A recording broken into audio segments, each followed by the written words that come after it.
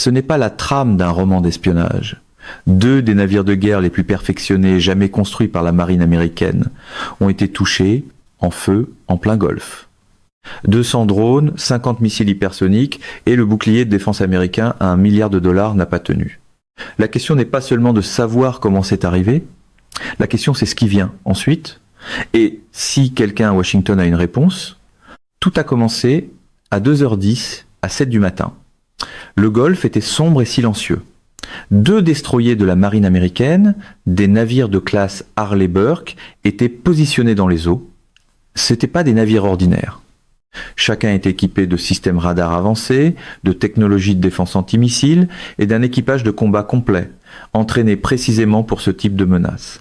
Ensemble, ils représentaient des milliards de dollars de puissance navale américaine. Puis, la première vague est arrivée. Plus de 100 drones ont décollé depuis les côtes iraniennes. C'étaient pas des machines sophistiquées. C'étaient des drones bon marché, modifiés à la manière des Shahed, le genre que l'Iran avait discrètement fabriqué dans des usines souterraines pendant des années, malgré de lourdes sanctions internationales. Chacun coûtait entre 20 000 et 30 000 dollars, simple, lent, peu coûteux, mais c'était exactement là l'objectif. Les drones ont volé bas sur l'eau, en formation large et dispersée. Les équipages des destroyers ont immédiatement activé leur système radar Aegis.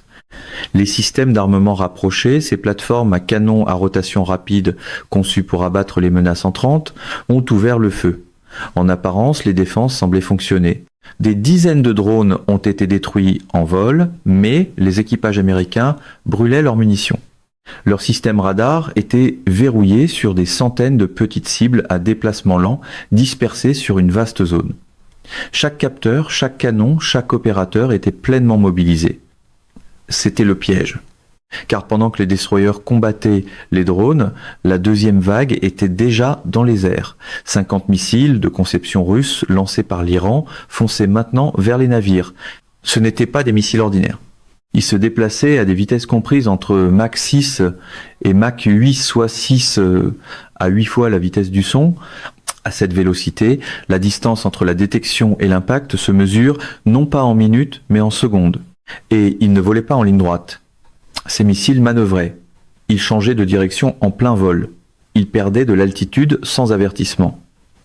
Les systèmes radars américains, conçus et calibrés pour suivre des menaces prévisibles sur des trajectoires fixes, ont eu du mal à répondre. Au moment où les solutions de ciblage étaient calculées, les missiles avaient déjà changé de position. Les résultats ont été sévères. Le premier destroyer a encaissé au moins 7 impacts directs confirmés. Le second en a reçu 4. Des incendies ont éclaté sur les deux navires. Les équipages de contrôle des dommages ont travaillé toute la nuit pour contenir la destruction. Des images satellites ont capturé la fumée s'élevant des deux navires dans les premières heures du matin. Ce qui a rendu cette attaque significative, c'était pas uniquement les dégâts causés, c'était la méthode qui la sous-tendait. L'Iran n'a pas tenté de s'opposer directement à la puissance militaire américaine. Il n'a pas envoyé de chasseurs ni de navires de guerre en confrontation directe. À la place, il a utilisé ce que les analystes militaires appellent la guerre asymétrique, identifier et cibler les points faibles d'un système beaucoup plus grand.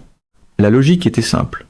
Saturer les défenses avec quelque chose de bon marché et de nombreux, forcer l'ennemi à dépenser des ressources coûteuses pour abattre des cibles peu chères, épuiser le système, puis, dans la fenêtre qui s'ouvre, envoyer la vraie arme. Ça a fonctionné. Les drones n'étaient jamais destinés à détruire les destroyers. Ils étaient conçus pour les distraire, pour accaparer leur attention, drainer leurs munitions, exposer une brèche dans leur couverture défensive. Les missiles hypersoniques ont ensuite été guidés directement à travers cette brèche.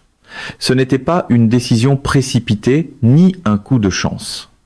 La coordination entre les deux vagues, le timing, l'espacement, le séquençage, tout reflétait des mois de planification et de préparation. L'Iran avait étudié le fonctionnement de ces systèmes de défense. Il en comprenait les limites et il avait conçu une attaque spécifiquement en fonction de ces limites. Au lever du soleil, deux des navires les mieux protégés de la marine américaine brûlaient dans le Golfe, sous les yeux du monde entier. La fumée n'était pas encore dissipée que la question la plus importante dans toutes les salles de briefing militaire de Washington portait non plus sur l'Iran mais sur l'Amérique. Plus précisément, Comment l'architecture de défense navale la plus coûteuse jamais construite avait-elle échoué à arrêter cette attaque? Pour comprendre la réponse, il faut d'abord comprendre pourquoi ces destroyers avaient été conçus. Le destroyer de classe Harley-Burke est construit autour du système de combat Aegis. Il est considéré comme l'une des plateformes de défense intégrées les plus perfectionnées au monde. Il combine de puissants réseaux radars, des missiles solaires et des logiciels de suivi sophistiqués en un seul système coordonné. Sur le papier, il est capable de suivre et d'engager simultanément de multiples menaces, missiles entrants, aéronefs et navires hostiles, tout à la fois. Sur le papier, le système Aegis avait été conçu pour une ère de guerre différente. Il avait été bâti pour contrer des menaces qui se déplaçaient selon des schémas prévisibles, des missiles sur des trajectoires fixes, des aéronefs à vitesse et altitude constantes, des menaces pouvant être identifiées, suivies et interceptées dans un délai fiable. L'attaque contre les destroyers ne correspondait à aucun de ces schémas. Le premier problème, c'était le volume. Lorsque plus de 100 drones ont pénétré simultanément dans la zone d'engagement, le système Aegis a été contraint de traiter et de prioriser un nombre énorme de cibles individuelles en même temps. Chaque cible nécessitait une attention radar. Chaque interception nécessitait un missile ou des munitions du système d'armement rapproché. L'équipage gérait un événement de saturation totale, un scénario où le nombre de menaces entrantes dépasse la capacité pratique du système de défense à les traiter toutes efficacement. Les ressources consumaient à un rythme que les navires ne pouvaient pas soutenir indéfiniment. Le deuxième problème, c'était la vitesse. Lorsque les missiles hypersoniques sont arrivés, la fenêtre défensive, le temps disponible entre la détection et l'impact, s'est réduite à quelques secondes. De Mach 6 à Mach 8, ces missiles couvraient les distances plus vite que le cycle de ciblage du système Aegis ne pouvait le compléter de manière fiable. Détecter une menace, calculer sa trajectoire, assigner un intercepteur et le lancer. Toute cette séquence demande du temps. Face à un missile hypersonique qui manœuvre, ce temps n'existait tout simplement pas. Le troisième problème, c'était le comportement. Contrairement aux missiles balistiques, qui suivent une trajectoire courbe mais largement prévisible, ces armes changeaient de direction en plein vol. Elles ajustaient leur altitude, elles ne s'engageaient pas sur une trajectoire unique. Cela remettait directement en cause l'hypothèse fondamentale intégrée dans la technologie d'interception navale américaine qu'une menace, une fois identifiée, continuera à se déplacer de façon à permettre le calcul d'une solution. Ces missiles n'ont pas respecté cette hypothèse. Ce qui est apparu clairement à l'issue de l'attaque, c'était un déficit structurel, pas un échec de l'équipage, pas un défaut d'entretien, mais une incompatibilité fondamentale entre la menace qui s'est présentée et le système conçu pour l'arrêter. La plateforme Aegis n'avait pas été mise à jour de manière significative pour contrer des armes hypersoniques manœuvrantes à grande échelle. Ce déficit avait été identifié par les analyses de défense depuis des années. Des rapports du Congrès en avaient parlé, des revues militaires en avaient parlé, l'attaque l'a rendu visible au monde entier en une seule matinée. Il y avait aussi un calcul économique qu'on ne pouvait pas ignorer. Les drones qui ont été abattus avec succès l'ont été à l'aide de missiles intercepteurs coûtant chacun des centaines de milliers de dollars. Les drones eux-mêmes ne coûtaient que 20 à 30 000 dollars. L'Iran a dépensé une fraction de ce qu'a dépensé l'Amérique pour se défendre contre la première vague et a quand même percé avec la deuxième. Ce rapport de force ne favorise pas le défenseur. Au moment où les incendies étaient évalués et où les rapports de dommages étaient compilés, une conclusion se formait déjà discrètement dans les couloirs du Pentagone. Le système avait été mis à l'épreuve face au scénario réel d'un essaim hypersonique. Et il n'avait pas passé le test. Dans les heures qui ont suivi, aucune déclaration n'a été émise, aucune conférence de presse n'a été convoquée, aucun commandant ne s'est avancé avec une réponse claire et posée à ce qui venait de se passer dans le Golfe. Le gouvernement le plus puissant de la planète, celui qui avait passé des décennies à projeter sa force sur tous les océans, s'est tu. Ce silence était en lui-même un message. Quand les mots ont finalement émergé, ils sont venus en fragments. Les responsables du Pentagone ont qualifié la situation de dommages limités, ils ont dit qu'ils surveillaient les développements, Des porte-paroles ont évoqué des évaluations en cours et promis des mises à jour. Le langage était prudent, mesuré et, pour quiconque lisait entre les lignes, profondément incertain. Car derrière les portes closes, la situation n'était pas limitée et les dommages n'étaient pas simplement structurels. Ce qui avait été le plus gravement endommagé, c'était pas l'acier ou les équipements radars. C'était le fondement d'une hypothèse qui avait soudé la politique étrangère américaine pendant des décennies, l'hypothèse que la seule présence navale américaine suffisait à contrôler les issues dans n'importe quelle région où elle se déployait. Cette hypothèse avait façonné les décisions au Moyen-Orient, dans le Pacifique, sur chaque voie maritime contestée de la planète. L'Iran venait d'en faire un test direct et l'avait pas tenu. L'administration faisait maintenant face à 3 options, chacune comportait des conséquences que les 2 autres n'avaient pas. La première option était la riposte militaire, une frappe directe contre les infrastructures de missiles ou les actifs navals iraniens. En apparence, c'était la réponse la plus ferme disponible, mais les conséquences de second ordre étaient immédiates et sévères. L'Iran avait déjà clairement indiqué que toute escalade déclencherait une action contre le détroit d'Ormuz. Cette voie d'eau étroite est celle par laquelle transite chaque jour environ 20% de l'approvisionnement mondial en pétrole. Une fermeture de ce détroit, même temporaire, ferait grimper les prix du pétrole à des niveaux que les consommateurs américains et les économies européennes n'avaient pas absorbés depuis des décennies.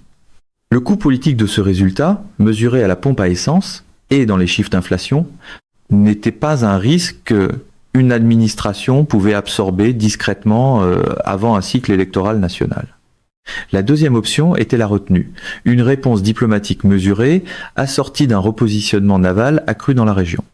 Cela préservait une marge de négociation et évitait une perturbation économique immédiate, mais cela avait son propre prix.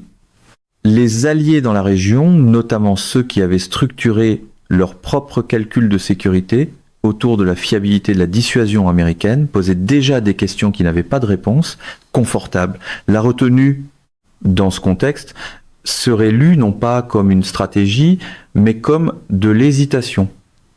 La troisième option était de renforcer la présence, rapprocher des groupes de porte-avions, démontrer une présence. Mais ici aussi, l'attaque avait introduit un problème qui n'existait pas à cette échelle auparavant. L'USS Abraham Lincoln était positionné à des centaines de kilomètres de la zone d'engagement. Le rapprocher signifiait le placer à portée des mêmes systèmes de missiles hypersoniques qui venaient de percer les défenses des destroyers. La question posée à l'intérieur de chaque commandement naval cette semaine-là était directe et inconfortable. Si 2 destroyers n'avaient pas pu les arrêter, qu'est-ce qui rendait un groupe de porte-avions différent ? Aucune réponse claire n'existait. Pendant ce temps, l'architecture régionale autour de l'Amérique se transformait en temps réel. L'Arabie Saoudite n'a émis aucune déclaration. Les Émirats Arabes Unis sont restés silencieux. Des pays qui s'étaient historiquement alignés publiquement avec Washington dans les moments de confrontation observaient et calculaient leur propre position. Israël, qui faisait face à l'exposition à long terme la plus directe, face à la capacité démontrée de l'Iran, était en contact urgent avec Washington. Sa préoccupation n'était pas abstraite. Si les systèmes hypersoniques iraniens pouvaient atteindre et endommager des destroyers américains en eau libre, la distance jusqu'à Tel Aviv ne constituait pas un tampon significatif. La protection qui lui avait été promise nécessitait soudainement un réexamen. Washington n'avait pas encore trouvé sa réponse, mais le monde avait déjà tiré ses conclusions. Ce qui s'est passé dans le Golfe ce matin-là n'était pas le début d'un conflit. C'était la confirmation visible d'un glissement qui se construisait discrètement, systématiquement, avec une grande patience, depuis des années. Ce dont le monde a été témoin n'était pas simplement une attaque contre 2 navires. C'était la première démonstration à grande échelle, dans le monde réel, que l'ordre militaire unipolaire, celui que l'Amérique avait maintenu depuis la fin de la guerre froide, pouvait être directement contesté. Et le défi avait réussi. Pour comprendre ce que cela signifie pour l'avenir, il faut regarder au-delà du Golfe et examiner ce qui se passait simultanément dans 4 capitales, Moscou, Pékin, Pyongyang et Téhéran. Le rôle de la Russie dans cet événement n'était pas passif. La technologie hypersonique utilisée dans la frappe était de conception russe. Des ingénieurs russes l'avaient développée. la doctrine russe l'avait perfectionné. Et grâce à un partenariat stratégique renforcé avec l'Iran, la technologie avait été transférée, intégrée et déployée contre des actifs navals américains dans des conditions de combat réels.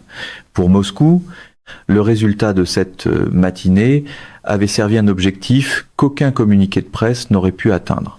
Leur technologie d'armement la plus avancée venait d'être testée, non pas en simulation, non pas dans des conditions contrôlées, mais face à la plateforme de défense navale la plus sophistiquée que les États-Unis opèrent actuellement. Elle a fonctionné. La Chine a observé depuis une distance soigneusement maintenue. Publiquement, Pékin n'a dit pratiquement rien, mais l'analyse stratégique qui s'effectuait à l'intérieur des institutions militaires et politiques chinoises n'exigeait aucun effort d'imagination. Depuis des années, la Chine développait ses propres programmes de missiles hypersoniques avec Taïwan et la mer de Chine méridionale à l'esprit. Ce qu'a démontré l'Iran dans le Golfe était un modèle tactique utilisable, saturation des défenses par le volume, suivi d'une pénétration hypersonique à travers la brèche créée. Les planificateurs militaires chinois disposaient désormais de données de performance réelles pour un scénario qu'ils simulaient théoriquement. Ces données avaient une valeur qu'aucun budget de renseignement ne pouvait facilement acheter. La contribution de la Corée du Nord à l'Alliance élargie avait été moins visible, mais constamment présente. Des rapports indiquaient que des ingénieurs nord-coréens avaient été intégrés au programme de missiles iraniens pendant des mois. En échange d'un soutien technique et de fournitures d'artillerie, la Corée du Nord avait accès à quelque chose d'également précieux, un retour d'informations de combat réels sur des systèmes de missiles opérant contre les infrastructures de défense occidentales. Pour une nation qui teste ses armes en isolation, ce retour représentait une avancée significative en connaissances opérationnelles réelles. Ce que ces 4 nations représentaient collectivement n'était plus un alignement lâche de pays partageant des griefs contre la politique étrangère américaine, c'était devenu un bloc fonctionnel et coordonné, chaque membre contribuant à une capacité spécifique. Chaque membre recevant quelque chose d'une valeur stratégique mesurable en retour. La Russie fournissait l'architecture d'armement avancé. La Chine fournissait la stabilité financière, la couverture diplomatique et la capacité industrielle. La Corée du Nord fournissait le volume, le soutien en ingénierie et une audace dans les tests. L'Iran fournissait la première ligne, la volonté d'absorber la pression et d'agir. Ensemble, ils avaient produit un résultat qu'aucun d'eux n'aurait pu atteindre individuellement dans ce délai. Pour les États-Unis, les implications s'étendaient bien au-delà du Moyen-Orient. Le rôle du dollar en tant qu'instrument dominant de pression économique, le fondement de la stratégie de sanctions appliquée à ces 4 nations, était déjà sous tension. Les pays réglaient leurs échanges bilatéraux en devises alternatives. L'architecture d'isolation financière, qui avait défini la politique étrangère américaine pendant 3 décennies, perdait son intégrité structurelle. Et maintenant, sa dissuasion militaire avait été publiquement testée.